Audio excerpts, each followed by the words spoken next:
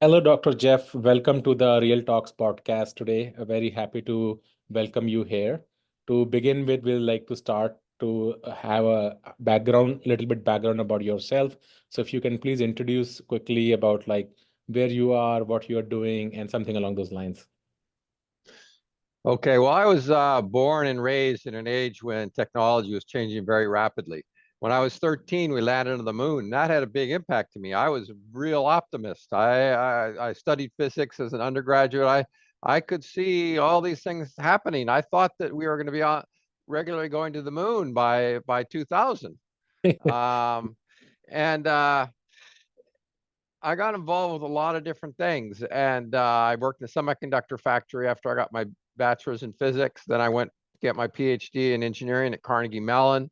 I was involved in the second wave of AI hype back in the early 1980s when expert systems were supposed to change the world, but ended up being somewhat of a niche product. Right. Uh, I then was involved in the early years of the mobile internet in Japan, back in about late 1990s, early 2000s, in which Japan was the first country to have a successful mobile internet. Korea was the second. It took the rest of the world until 2007, 2008, when the iPhone succeeded and its App Store.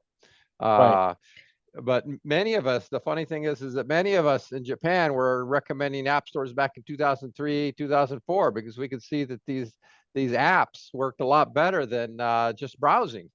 But you Absolutely. needed a lot more memory Yeah, for I the mean, this phones. brings a very good memory for me as well. By the way, I was also in Japan in 2005 and 2006 timeframe. I was in Kawasaki there, and at that time, I think Nokia N97 phones were very like popular, the smartphones. At that time, I remember I bought the first one there in Japan at that point of Yeah. time. Well, Nokia never succeeded in Japan. Their phones were too big. It didn't matter if they were cheap or not. And I knew the president of Nokia Japan quite well, and he used to say that we can't give away our phones. Doesn't matter how cheap they are. Nobody wants them. They're too big. Everybody wants small phones.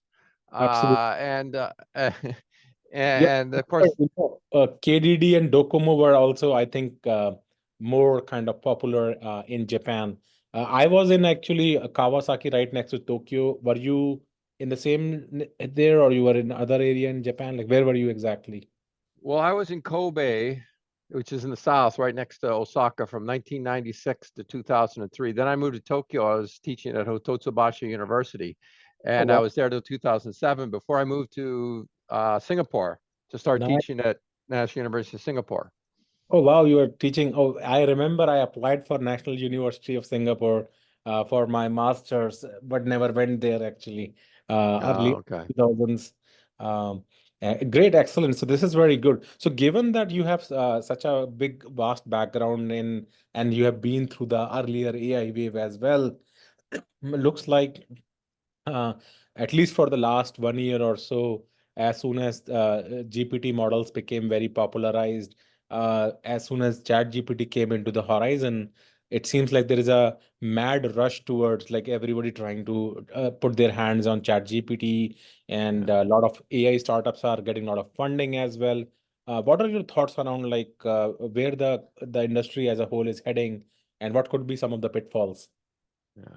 Well, there's a lot of interest in Chat GPT and AI in general. Well, let me back up a little. When I went to NUS, I started teaching a course on the economics of new technologies. So I was covering in a 13-week course all these different technologies, the economics of them, the economic trends in them, the applications. So a lot of assessing a new technology and doing requires you to know applications. And I learned this very, very early because in one of my first jobs, I met somebody who actually I met a number of people in this company called Westinghouse that had marketing experience in all kinds of industries they'd worked with. And they learned to understand, what the customers wanted and what was going to succeed. And I learned a lot from these people. And this has impacted on the subsequent uh, trends of my life. I mean, when I taught on this economics of new technology course, I didn't just talk about the technological trends. I talked about Well, where are they? What applications do people think this is going to change, and why? What are the economics of those applications? What are the economics of technology? And so when I started teaching that course in 2008, 2009, I was really optimistic. But over time, I began to see that diffusion was taking longer. The technology wasn't getting that much better. We covered a lot of technologies, all this nanotechnology and superconductors and big data. And I also had a second course on business models for new technology where we had Uber and all of these things. So I became very familiar with these startups back in the early 2010s. By 2015, I realized that a lot of these science-based technologies like nanotechnology were getting better at a much smaller rate than was necessary for them to actually have a big impact. I realized that most of these startups were losing money. Um, and I became more and more pessimistic as time went on. And even in 2018, 2019, I was writing articles about excessive hype, about big startup losses, um, and uh, uh, and then finally, right in 2020, I thought it was there would be the bubble would burst in 2019 or so. But then the pandemic hit, all this money went in there, and the hype was just driven to bigger and bigger levels. And so, Right. and it wasn't really until 2022 that the startup bubble burst, and that a lot of these technologies from a lot of these startups, the share prices dropped a lot publicly of these publicly traded unicorns. And then even the valuations for the privately traded unicorns went down, although that there's a lot less attention because it's a lot less known. Yeah, you're right. I And mean, I also saw like, so since you are in the Asia Pacific region, you would have also seen that around, if my memory serves right, uh, around 2014, 15 is when a lot of investment started pouring in, especially in the India and CR region in that area. So you had companies such as Grab, Tokopedia, and like Flipkart, like Ola, like in India, if I were to just say some examples, right? All being funded by either Sequoia or SoftBank and such kind of like major corporations. And we immediately saw a flood of these startups, which were, in my mind, were not necessarily very big on technology. They were basically solving like a middleman for a business, like making an e-commerce app or making a ride-hailing app or food ordering app, because these became very popular across, I think, whole of Southeast Asia, including India region.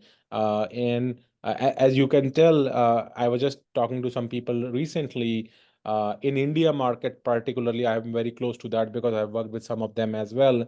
Even till this today, with over 10 years, these companies have been operating. Some of them have been there for like almost 15 years now. They are not making any profits even till date today. Like, and even on the unit economics level, on EBITDA level as well, they are not like cash flow positive even till date today. And we don't know where like this will head into, or till what time they can keep getting funded by the investors, and when they will actually pose a profit. In fact, there was a slight change in the Indian economy. So the government in India would not allow a loss-making company to go public, unlike US, where in US like any company can go public even if it is loss-making. India wouldn't allow that. But just 2 3 years ago, they did a change, and now even loss-making companies, so to speak, some of the startups have gone like IPO in India as well, but still they're not making any profits. yeah, I had a lot of Indian students in my courses at NUS, so I learned about Swiggy and these Ola and these other startups more than 10 years ago. And you're right, they're all losing money. See, this is a global problem. It's not just America. I have most of my data is for American startups, but that's because most of them have because more American startups have done IPOs for exactly the reason you point out, that it doesn't matter if they lose money, they can go public via a traditional IPO or a SPAC. Whereas in India and some other countries, they're a little more restrictive. So this hype has existed for a very long time, and the same goes for AI. I mean, I remember being very optimistic back in the days of IBM and IBM Watson. At that time, 10 years ago, IBM was considered the leader in AI. Uh, IBM Watson had done so well in Jeopardy, Right. and it was supposedly doing so well in medical care. And then there was stories. Then the Wall Street Journal broke a story about how it wasn't doing so well at this Texas hospital. And so that hype broke. But it wasn't just that hype. There was also Jeffrey Hinton saying in 2016 that in 5 years we won't need more radiologists. There was all this hype about criminal justice systems, that it was going to remake the way we do the criminal justice system, making decisions in courts, sentencing, Yeah, setting bail, a whole bunch right. of things. You know, you make a very interesting point because at that time I was in Austin at Texas as well when Watson was becoming big. I think it was around 2015-ish, 14, 15 time frame. Yeah. And I remember I used to go to many of the, and at that same time they had acquired another company for their cloud, ambitions. SoftLayer, that was another company that they acquired to get into the public cloud kind of domain as well. So they were coming out with this new like blue mix strategy where they'll offer these Watson APIs over the soft layer so that companies can come build applications on top of them. And they used to claim at that point of time that this will be replacing search and people will forget about Google because they can now converse with it like in question answer format, like exactly what is happening right now if you see with Gen AI and Chat GPT. But apparently what I found out is that even though IBM would do a lot of fundamental research, put a lot of applied research as well. Somehow in the consumer product domain, they don't seem to like get understand the market really well, and that has been a kind of a trend at least for the my whole career actually of the past 20 years. Maybe in the past they must have been very very futuristic and all, but at least in this generation and time, they don't seem to get that hang. Yeah. So there was a lot of hype about AI over the years. And by 2021, 2022, people were questioning it. Uh, and self-driving vehicles, and there's just a lot of examples that haven't worked out. And so ChatGPT, I'm sorry, I've been watching this hype unfold over 10 years, and now people suddenly ChatGPT is like it's going to change the world. Well, wait a minute, wait a minute, wait a minute. I keep saying, well, wait a minute. Show me a really specific use case where it's changing. No, no, no. It helps us write email. It helps us write reports. Great, great, great. I'm thinking, we don't need more email. We don't need more reports. We've got too many things. Back in the 1980s, when computers were first used to create documents, yeah, we didn't have so many documents. But then the internet, the computers made it easier to create documents. The internet made it easier to publish. We don't need more documents. We need better documents. That's the issue. So whether ChatGPT enables us to write more emails or write more reports, that doesn't matter. It has to be quality. And there's the question mark, right? Because it's about hallucinations. Are the frequency of hallucinations getting better, getting less? Well, I'm Yeah, not sure. yeah, I mean, it's a like you make a very pertinent point because I've been working with a couple of enterprises and sort of specifically leveraging generative AI to build certain products that will actually someday generate dollars.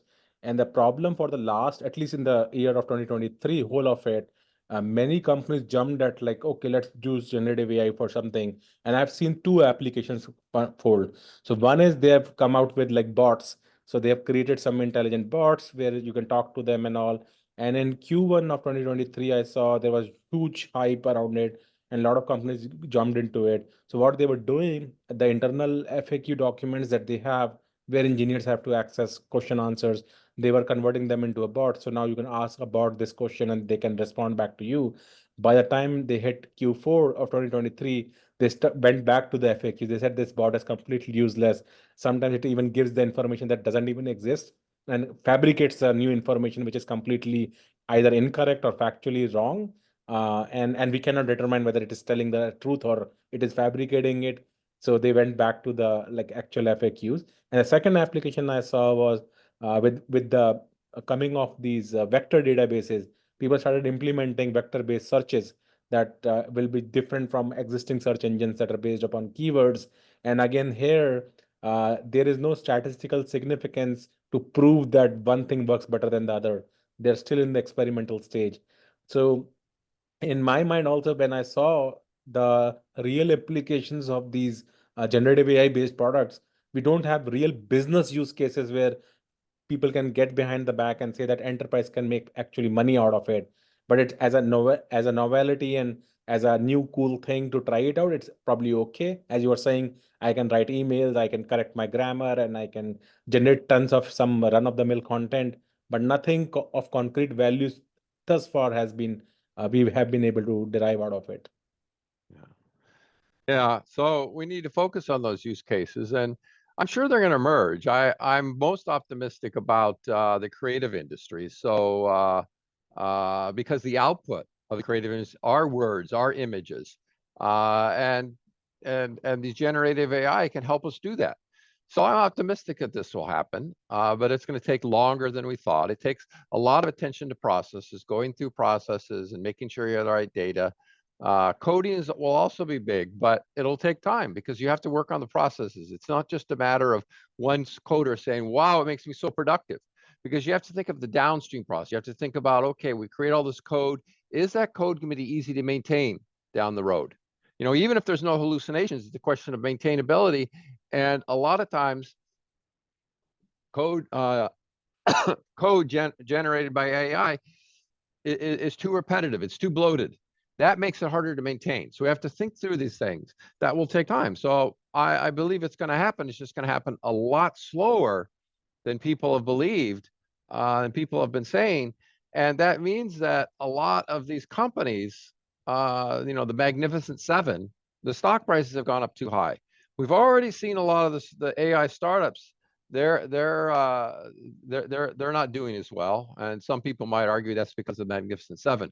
But I think that their share prices will also go down because a lot of this Chat GPT, Copilot, and things don't work as well as they're claiming. They have some benefits, but it will take time to realize those benefits.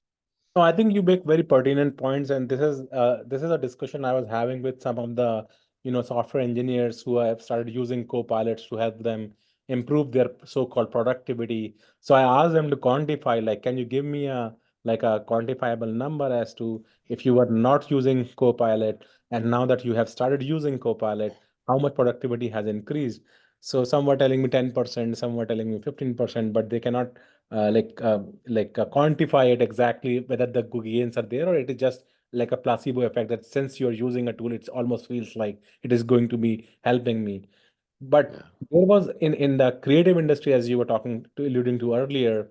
So in the Indian market, I saw there was this a celebrity film star Shah Rukh Khan, and he takes tons of like dollars to do advertisements.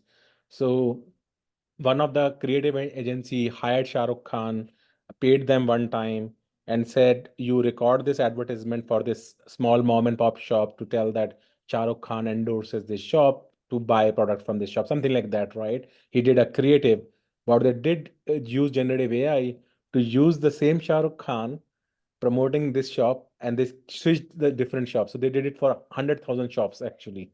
Same Shah Rukh Khan ad across these shops using the power of generative AI. They could change his like the way he's speaking. They change the name of the shops as well as what he the description that was showing in the ads.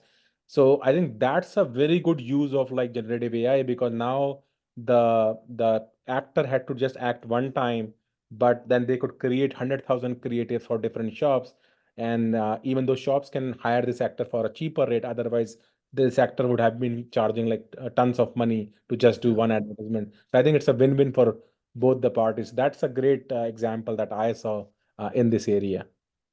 Yeah, I expect we'll see more of that, and you know, in the creative industries, including as you're pointing out, advertisements and things like that. So yeah, it makes it easier to create those. Now there is a question about copyright that hasn't been finalized yet, and that will also take time. I mean, people think that these court cases are going to be resolved very quickly, but you know, court cases will there'll be a decision made, but then they'll be appealed, and then they'll be appealed again, and it will have to go to the Supreme Court.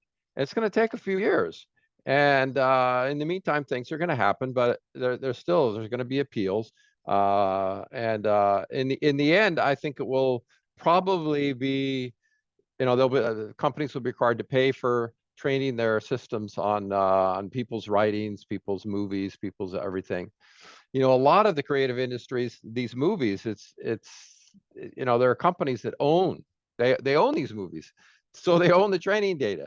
So for them, they can probably do better than they can do well with generative AI, but not new companies. It's not like new companies are going to make a brand new movie completely based on generative AI, because they're not going to be able to get the training data. In addition, it's going to be the AI doesn't work that well, I so it will think take time. yeah, you make a very valid point here as well. Like especially when you start monetizing the new generative content that is created, I think maybe there has to be some mechanism to distribute the revenue share. So the original content owner, the platform that allows you to basically generate the content, and that last is the consumer who is basically consuming this content. All three of them should have a share of like once it is monetized, each of the three parties should be paid certain like portion of it. And once we devise that kind of an approach, I think then like a lot more players will be open to like saying that Yeah. okay, I'll give you my training data. Platform also takes its own cut, and the person who is using the platform to generate this new content also gets their cut. I think for now the actual content owners are not being compensated, even though that's where the data is being taken to generate the content, and that's what is creating a lot of problem, I think. And this is what is the biggest difference with respect to Google, because sometimes people compare it with a search engine as well, that hey, search engine also is generating tons of advertisements based upon all the content that they're indexing. But the difference in search engine is that search engine is not generating content, it only shows you the link. And once you click on the link, you can actually go to the actual publisher or the owner of the content. And of course they monetize this as well, but at least they're sending you back to the original content owner, and then they can monetize on their own publisher. In chat gpt they just generate a new content, even if it has been plagiarized from the previous content owners. And they never tell you from where they basically got this content from. So there is no like interconnectivity between the two. So that's Yeah. the major difference in the two. No, you're right. There's a big difference between search engines and the way ChatGPT works. And despite that, though, there's a lot of lawsuits against Google for its search engine behavior and excessive profits. And Cory Doctorow has written some excellent books and articles on this subject, and others are doing this as well. So this battle is going to continue. It's just that the generative AI makes the battles even more intense, and it's not going to be resolved very quickly. No, I completely agree with you that because I think it's still, at least in the in the common public, it's a relatively newer field, because I think common public got to start learning about it from last year onwards only. I think, of course, in academia and industry, GPT was built pretty much by Google actually when they came out with the Transformers and all, almost like 4 or 5 years back actually. But it really picked up steam from last year when, and I think Q4 of 2022, when like initially ChatGPT came out, and immediately it caught attention and everybody started kind of looking at it. So now it is Yeah, much more common field in the last 1 year. yeah, So I'm sure it will take some time before we resolve these legal issues, copyright issues, and I think there has to be guardrails also that has to be built in, because many times common public would see the answers that are generated out of ChatGPT as like gospel truth, like as if like when they search from information on Google, whatever comes out, they think, or they read Wikipedia and think it is like a truth because it's not an authority. Sometimes they even see Chat GPT, etc., also as an authority because it comes from a textual form and it comes from internet. So I think those are some societal risks that we may also encounter because of a proliferation of these models and generative AI, as well as lot of uh, it has lowered the barrier for entry for deep fakes, right? You can now mimic videos, audios, clipping, and a lot of that kind of content is also coming over the internet nowadays. yeah. Well, you bring up a good point about disinformation, because that's getting worse. And this disinformation, deep fakes, pornography, all of this is going to encourage lawmakers in the U.S. to push back. And so it's not just that these things will be played out in the courts. It's going to be played out in the U.S. Congress, because a lot of powerful people, such as Taylor Swift and others, don't like the way that the generative AI is working. And so you're gonna see new laws come about that will give the courts new things to think about. And so there'll be a lot of pushback, and it's also giving AI a bad reputation. So AI has been trying to push these AI companies, Google and Microsoft, have been trying to jam this down our throat, down people's throats, and people aren't going to like it. People see too many bad stories. They see too many people being arrested for some type of pattern matching, facial recognition that was wrong, and so you're going to see more laws come about. And I'm not saying what should happen. I'm just saying that this is going to happen, and this is going to slow down the diffusion of AI even more. It's already pretty slow. I mean, Microsoft just released some numbers that it had 1.3 million Copilot users, paying subscribers. Right. Right. 1.3 million. Yeah. Now you think, well, that sounds like a lot, but it's not. When you've got Microsoft Word and Office used, I don't know, a billion, 100 million, I don't know how many. There's so many. And 1.3 million isn't much. And the article in the Wall Street Journal yesterday really couldn't find any, successful uses. It mostly was talking about problems with Copilot and Chat GPT and things. So this is going to be slow. And go through the math with me. 1.3 million. They're paying. You have to pay $30 a user. So Right. that's about $40 a month. That's about $500 million a year. Now, it's a lot of people are saying, "Wow, that's a lot of money," because they're thinking of themselves. But in terms of the revenue for Microsoft, it's nothing. And Yeah. so the share price was expecting 10, 50 times more than this. And that's what it's based on. You can go through the revenues for Microsoft and look at what it needs in order to justify its share price. And so it's quite likely that its share price is going to drop over the next few months, at least until some type of better information comes out. Yeah. So there's to be a long road. You're right. I mean, the interesting fact here is that right now they are not even covering the cost actually. So the investment that they have made to run these GPUs and large language models is enormously more than the revenue that they're making out of these subscriptions actually. So that's one problem. And the second thing is that soon a lot of players who are using these as co-pilots are losing interest, so they may not renew the contracts or just don't use them. So it will probably fizzle out as well. Uh, Yeah. I wanted to, share one more example, like as you pointed out that Taylor Swift's and other kind of creators or the celebrities who are singers and musicians, etc., not liking it because I started seeing, so there was this famous singer out of India by the name of, Arijit Singh. He's the more recent popular sensation who does very good vocals. And then there was another singer from Pakistan. His name is, another singer. So now what they are doing is uh, if the singer A has sang a song and they want to hear it in the voice of singer B, they can use generative AI to just switch it like right away with a click of a button. All you need to do, because both the singers have enough number of audios, music videos out there on the internet, so you can train on both the voices and then you just switch the lyrics. And now voila, you have the new singer singing the old song and the old singer singing the new song in a click of a button. And none of those singers are, and for a common person, right, who is not like a magician by training, if I hear certain songs in my favorite singer's voice, I may just like it because I don't care if he has actually sang that song or not. And that's also happening quite a bit. So it is also another level of infringement that is happening. And you can see Yeah. internet is flooded with such kind of music, which is like they call it AI generated music, and they'll just put the singer's name, and you can hear it the music in any singer's voice as you want. Yeah. Yeah. Well, there'll be continued legal fights about this. There are companies with thousands of lawyers who spend their time looking for these infringements. That's their job, and they'll find them. It will take time, and it'll take time to deal with them, but it's going to slow down the diffusion, uh, and it kind of distracts everyone from the fact that there probably are some good use cases. I know a lot of engineers who looking at how to make their engineering processes better, real scientists.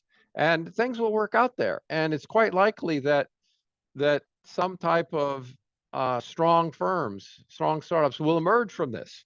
Right. So everybody right now is so big on OpenAI and thinking that all these existing firms are going to win. Well, you look at history, and a lot of times it's some unexpected firm because so there's things that are unexpected that are going on.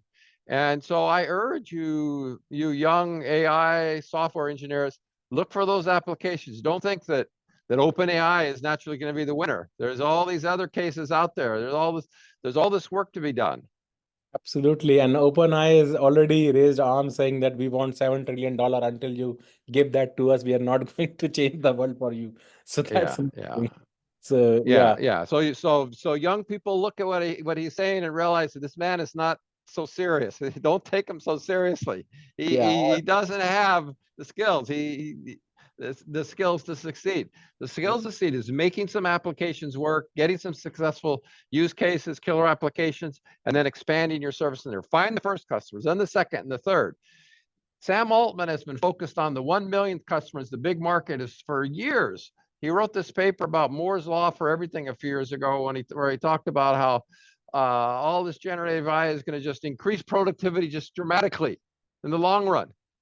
That's yeah. where he's spending his time. He's not spending his time down in the trenches, finding those first, second, third applications. That's what people need to do. Right, right. I think there is just too much of divergence, and given that gold rush that is going on for the AI, and he's the poster child as far as we know currently. So he's getting all the limelight, all the funding, all the backing, all the love. And until I think a lot of these AI startups go down, this love will continue, and people will think something magical will happen. But Dr. Jeff, it has been a great pleasure, talking to you and getting to know your views about this topic. Would love to, probably have another, call with you sometime next to discuss further into the AI bubble and the unicorn bubble that is brewing as we speak, as you talked about it. Really pleasure, bringing you on here in this channel and sharing your views. Would you like to share some last, parting notes while we conclude this talk? Well, a lot of people will say, well, it's the early years of generative AI. And in some ways it is, these models have only burst on the scene in the last year, but they go back further than that. I mean, chatbots and things have been around for a while. Even Transformers have been for a while. And neural networks have been around a long time. So when I was a graduate student 40 years ago, expert systems were big, but they got replaced by neural networks because of Moore's law, because of increases in bandwidth. A lot of Moore's law is slowed. So a lot of what has been driving the improvements in these generative AI systems is not going to happen anymore. Instead, we're going to, I mean, even Sam Altman said that there's not going to be no more big models. He said that last year, and there might be one, but there's not going to be a lot. And so then that this asks, well, how many design changes can we make to how these systems are done in order to make improvements? And that may be not very many, but nevertheless, that they will occur. And again, young people, that's your opportunity to make those changes. Rethink the way these systems work. Yeah, and it's been a pleasure being on here. Thank you very much. Yeah, so I think really great pleasure here, and I think your last point was that we need to rethink the design, and I think the term AI is a misnomer in itself. I believe the current system that we have, there is zero intelligence in them. They all do just bad prediction. So we probably Yeah, have to write a new term actually. This AI yeah, is a new term that we use for everything these days. yeah. But great having you here, Dr. Jeff. A really interesting conversation, and maybe we shall meet again in the next podcast. And till then, take care. Have a nice day, and hope to meet you soon. Thank you, sir. Okay, okay. Thank you.